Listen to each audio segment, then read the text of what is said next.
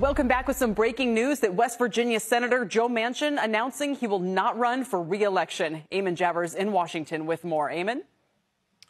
Kelly, that's right. This is going to raise some eyebrows over at the White House today. Joe Manchin issuing a statement just within the past couple of minutes here in which he says he will not run for re-election as a senator from West Virginia. If you follow politics like I do, then this probably shouldn't surprise you. Joe Manchin from West Virginia has decided not to run for re-election in the Senate.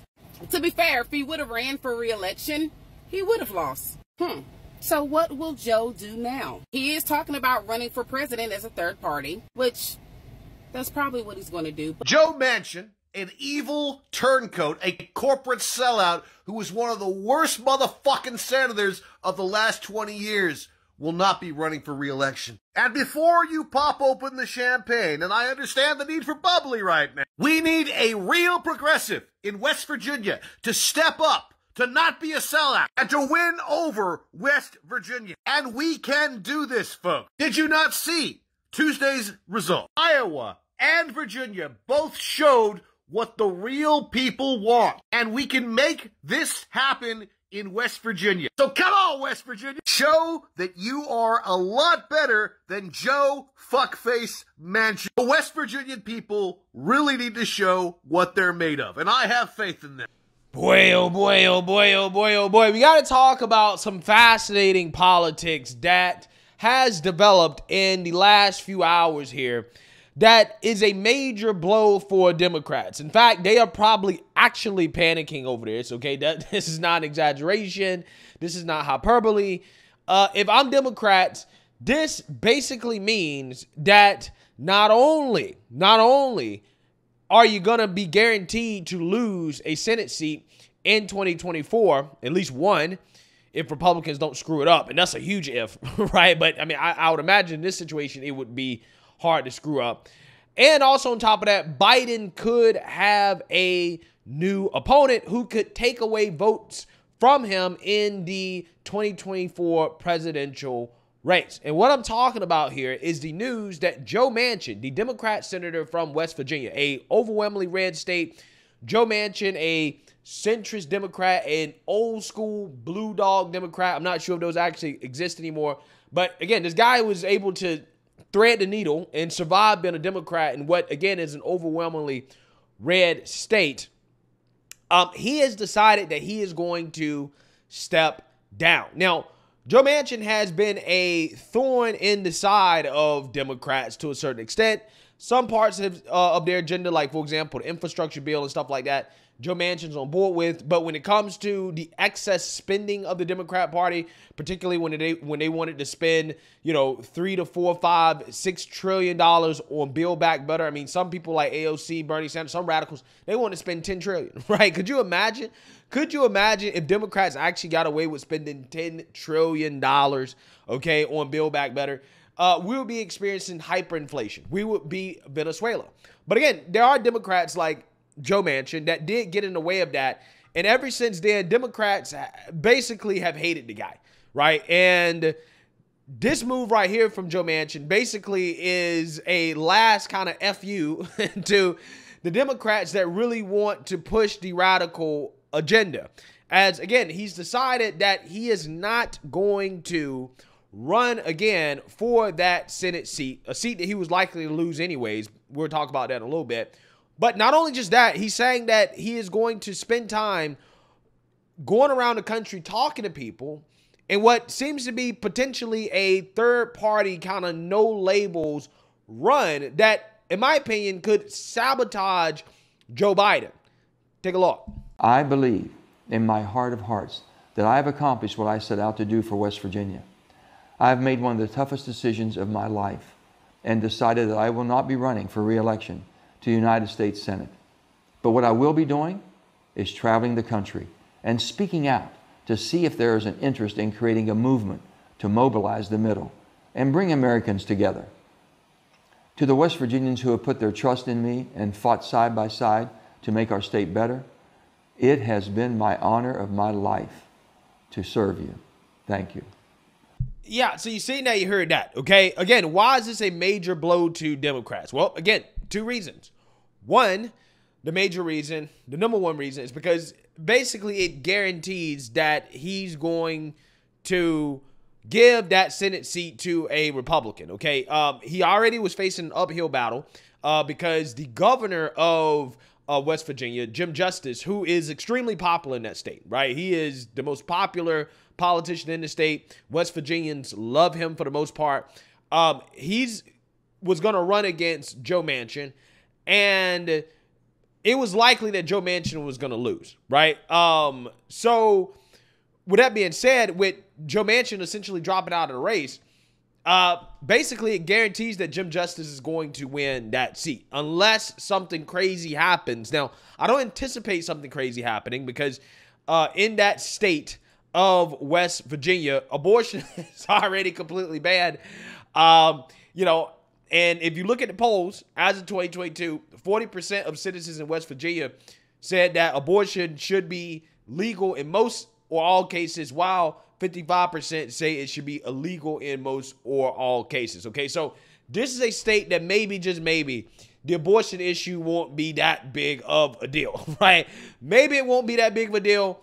We'll see. But as of right now, it looks like that seat is going to flip red. It's basically guaranteed. So, again, you have even the mainstream liberal media waving the white flag on this seat, saying that, hey, basically it is over, right? It's over. But look, hey, the Senate seat's gone. Yeah. Joe Manchin, you know, Trump was winning that state by 40 points, and Manchin, as Sahil said, was defying political gravity.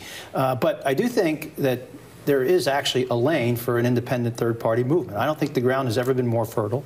2/3 of voters don't like either Donald Trump or Joe Biden. They think one is too old and one is too crazy. There's a lot of people that are looking for another chance, another opportunity. And look where Bobby Kennedy Jr. is. RFK Jr. He's polling at near 20%. You've got the other Cornell West. He is also going to take some votes. And if no labels, and I've been working with them over the years, and you know, they're going to try to create ballot access for a more centrist fusion ticket, which could become part of Joe Manchin or Larry Hogan or Sununu ticket. Who knows? But there's a lane, and I do think that. You know, I'm not saying they can win, but I'm just saying that there's enough dissatisfaction out there. So, implications here for Democrats with very tenuous control of that chamber right now.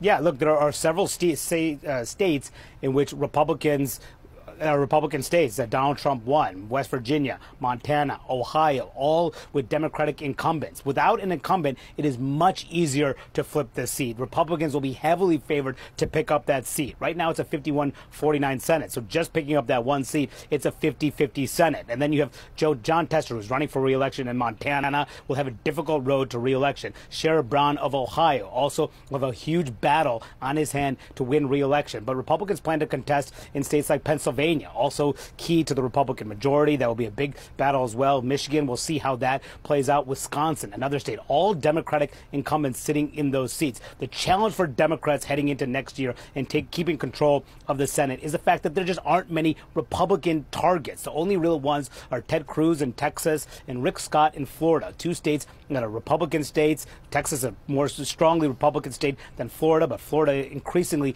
GOP state. It will be very difficult for Democrats to pick off either of those two incumbents. So if Manchin is gone, and let's say all the incumbents hang on, it's a 50-50 Senate. The White House could determine who goes which way. But if Tester loses or Brown loses, that means Republicans could be back in the majority again after falling short in the last cycle, have a real serious shot, especially in the aftermath of this Manchin announcement, guys.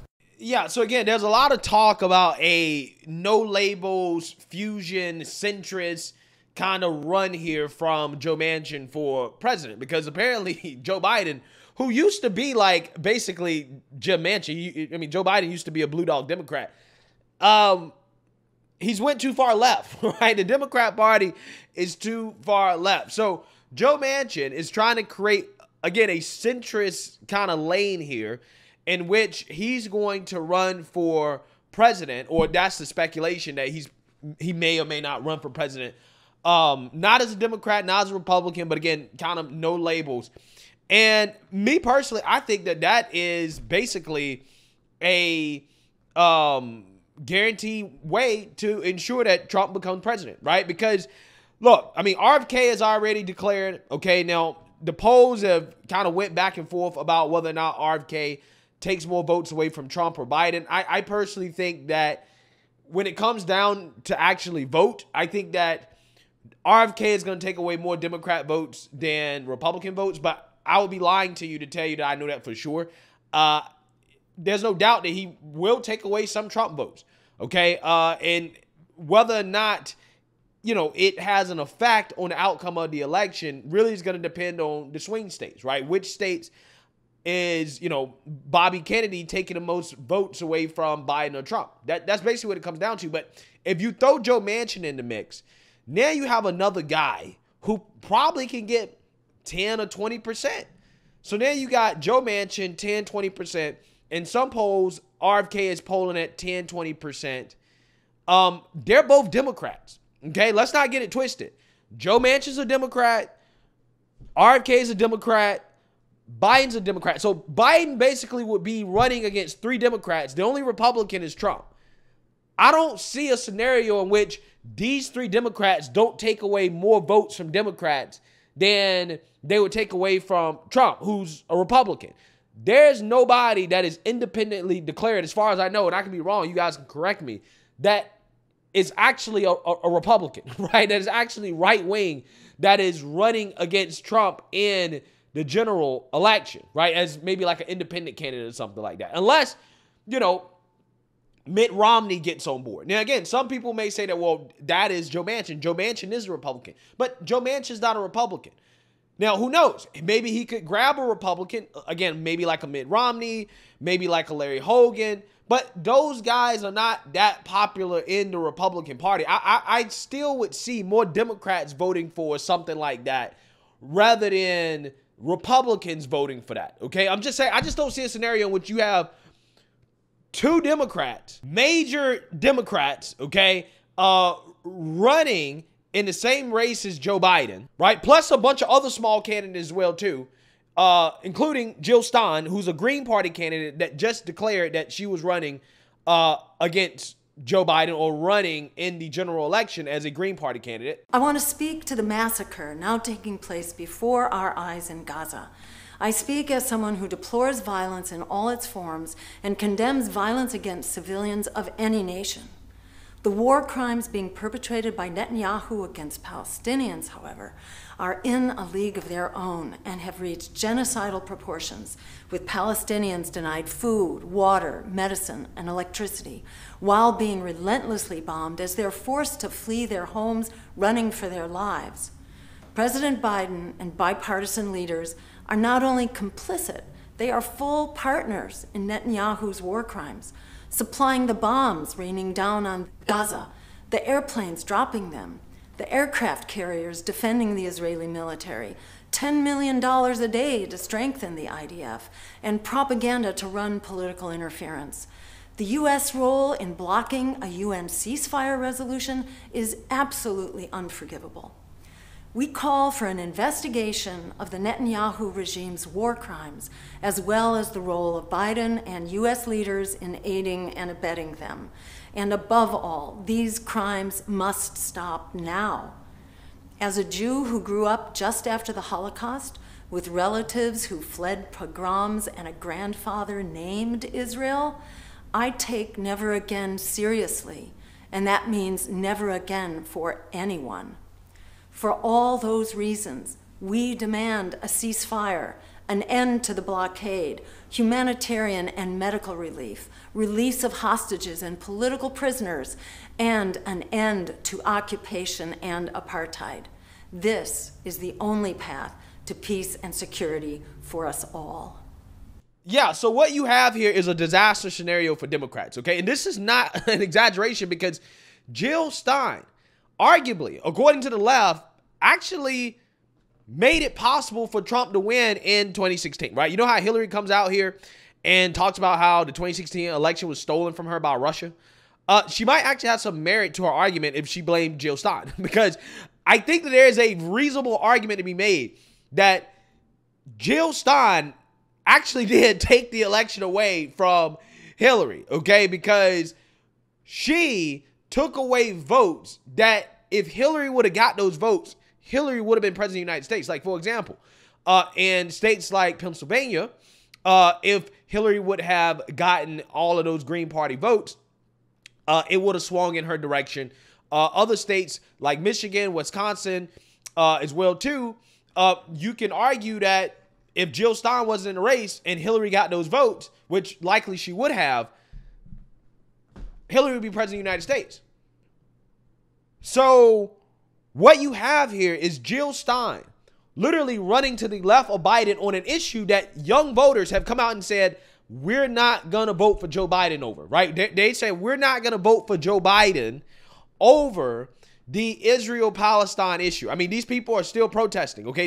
They are not letting up on this issue, okay? I mean, there is heavy criticism of Joe Biden, the Democrats, from the left, from progressives, over Joe Biden's support of Israel, okay? It is an issue that will tear the Democrats apart in 2024 as long as this conflict continues, okay? And if this conflict goes the direction that I think it's going to go, with Israel basically taking over northern Gaza, I think he's going to permanently lose those voters, right? And now that they actually have somebody in the race to vote for, again, that basically guarantees that, okay, well, I'm going to vote for the person that, you know, hey, supports what I support when it comes to this conflict. And again, that is why in her announcement video, she's essentially talking about this conflict, because she knows that that's the lane that she can run in. Okay, she's going to take young voters away from Joe Biden. Joe Manchin is going to take moderate Democrats away from Joe Biden. Now, again, is Joe Manchin going to take away moderate Republicans from Trump? Probably, but they were never Trumpers. Okay, see, this is why I think Trump has the advantage here. Like, even though you could argue that Joe Manchin and RFK takes away, you know, votes from Trump too, right? Even let's say if it's best case scenario, it's 50-50 with RFK. Again, do you understand that Joe Biden doesn't have a real base, right? There's nobody out here wearing a Biden-Harris hat, wearing Biden-Harris shirts. Like, I'm hardcore Joe Biden no matter what. Except the paid influencers, of course, right? The Gen Z paid Biden influencers who love Joe Biden for whatever reason, okay? Because they've been paid to essentially do that, right? And again, they're vote blue no matter who people, but they aren't vote Joe Biden no matter who people. When it comes to Republicans, though, it's a little bit different. There are people that are like, it's Trump or nothing, right? Trump or not, Trump or I won't vote, okay? Trump or I'm going to vote RFK or somebody else. So Trump actually has a base of people that are going to vote for him no matter what. Joe Biden doesn't have that base. So when you have a guy that has that base versus somebody who doesn't have that base, even if you have people in the race that are going to take votes away from both sides, who is most likely to lose more votes? The guy that has a base of people that are going to support him no matter what, or the guy that has a base of people that basically are looking for reasons to abandon him, and they only voted for him because they hated Trump, right? Biden's base are anti-Trumpers or never Trumpers. Biden's base are not people who actually really F with Biden. And that's why I think that even in the worst case scenario for Trump, I think he still comes out on top, especially when you factor in people like Cornel West and Jill Stein, who are going to take away those progressive votes, those votes from young people, which, again, I think is going to really hurt Joe Biden. Okay? So, again, it's impossible to say how this plays out for sure. But if Joe Manchin enters the race, I don't imagine a scenario in which he takes away more votes from Trump than from Biden. I just don't see that scenario. But again, anything is possible. I really don't know. I'm just saying at the end of the day, Joe Manchin's a Democrat. RFK is a Democrat. Jill Stein's a far leftist. Biden basically has to run against 3 or 4 other individuals, right? He has to make sure he doesn't get votes taken away from him from 3 or other different people. Trump doesn't have that same type of competition on his side of people taking away votes from him. That's my analysis. But let me know what you guys think. Make sure you like, comment, and subscribe. Most importantly, share a Black conservative perspective. Peace.